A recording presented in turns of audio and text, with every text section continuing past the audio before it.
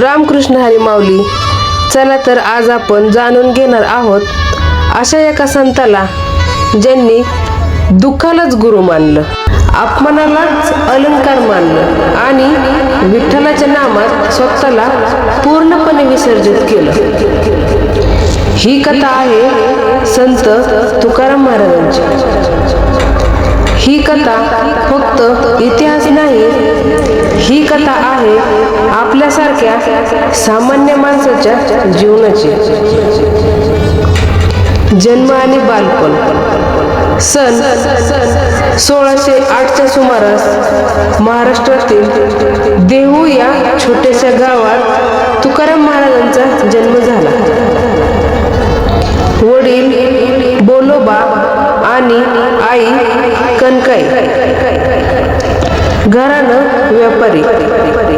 पण तुकाराम महाराजांचं मन मात्र लहानपणापासूनच विठ्ठलाच्या नामात रमलेलं. शाळा कमी पण जीवनाचं शिक्षण फार मोठं. संसारातली दुःखाची सुरुवात. तरुण वयातच तुकाराम महाराजांवर दुःखाचा डोंगर कोसळला. भयानक दुष्काळ पडला, शेतं जळाली, धनधान्य संपलं.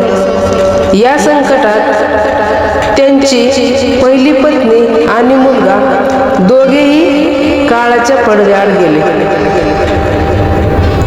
हा क्षण कुठलाही तोडून टाकेल, पण तुकाराम महाराज ईश्वराकडे तक्रार करत नाहीत, तर शरण जातात. जे जे घडलं ते तुझ्याच इच्छेने हे विठ्ठला, मला तुझ्यापासून दूर करू नकोस. अंतर्मुखात आणि वैराग्य. या दुःखानंतर तुकाराम महाराज पूर्णपणे अंतर्मुख झाले.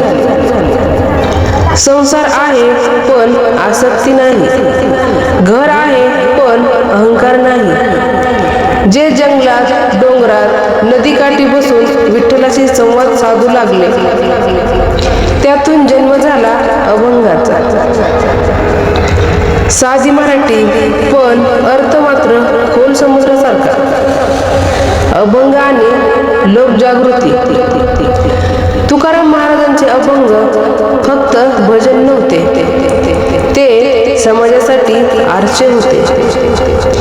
जात पात नाही, श्रीमंती गरिबी नाही, स्त्री पुरुष नाही, विठ्ठलाच्या दारी सगळे समान आहेत, हा संदेश त्यांनी दिला. लोक वेड्यासारखे त्यांच्या अभंगाकडे ओढले जाऊ लागले. विरोध, अपमान आणि परीक्षा. पण सत्य बोलणं सगळ्यांना आवडत नाही. काही पीडितांनी त्यांचा विरोध केला. हा शूद्र असा काय भगवंताचं नाव घेईल असं म्हणत त्यांचे अभंग इंद्रायणी नदीत फेकून दिले. तुकाराम महाराजांनी काहीही प्रतिकार केला नाही. ते नदीकाठी बसले आणि विठ्ठलाचं नाम घेत राहिले. 13 दिवसांनी तेच अभंग इंद्रायणीच्या पाण्यावर तरंगत परत आले. ही होती भक्तीची शक्ती, आत्मिक उंची आणि समाधी. तुकाराम महाराज देहात असूनही देहापलीकडे गेले होते. अनंत काळात ते पूर्णपणे नामात एकरूप झाले. असे सांगितले जाते की वैकुंठ गमनाच्या वेळी आकाशातून दिव्य विमान आले. तुकाराम महाराज विठ्ठलाच्या चरणी विलीन झाले. तुकाराम महाराज आपल्याला शिकवतात, दुःख आलं तरी देव सोडू नका, अपमान झाला तरी सत्य सोडू नका, संसार करा पण आसक्ती ठेवू नका. आजही त्यांचा अभंग आपल्याला सावरू शकतो. तुका म्हणे देवा, मला काही कमी आहे, तुझं नाव ओटी आहे. तुकाराम बीज हा दिवस आपण मृत्यू म्हणून नाही, तर विठ्ठलात विलीन झाल्याचा पवित्र क्षण म्हणून साजरा करतो. तुकाराम महाराजांचे संपूर्ण आयुष्य दुःख, अपमान आणि परीक्षांनी भरलेलं होतं. तरीही त्यांच्या ओठावर कधीही विठ्ठलाचं नाव थांबलं नाही.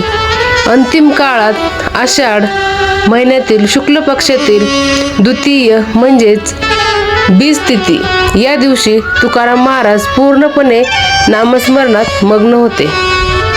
असे सांगितले जाते की त्या दिवशी त्यांनी देहू नगरीत शेवटचा अभंग म्हटला आणि विठ्ठलाच्या चरणाकडे पाहत म्हणाले, तुका म्हणे आता देहो नको, विठ्ठल चरणी स्थान द्या. क्षणातच आकाश उजळून निघालं, दिव्य प्रकाश प्रगट झाला आणि तुकाराम महाराज देहासह वैकुंठगमन पावले. म्हणूनच तुकाराम बीज म्हणजे शोकाचा दिवस नाही तर भक्तीचा विजय, नामस्मरणाची पराकाष्ठा आणि ईश्वराशी झालेलं अंतिम मिलन. आजही या दिवशी देहू नगरीत हजारो वारकरी अभंग गातात, आनंदाने अश्रू ढाळतात आणि म्हणतात, ज्ञानदेव तुकाराम, ज्ञानदेव तुकाराम. तुकाराम बीज आपल्याला एकच शिकवते, देह नश्वर आहे पण नाम अजरामर आहे. रामकृष्ण हरी माऊली. व्हिडिओ आवडल्यास एक लाईक नक्की करा, शेअर करा आणि चॅनलला सबस्क्राईब करा. धन्यवाद व्हिडिओ शेवटपर्यंत बघितल्याबद्दल. जय हरी.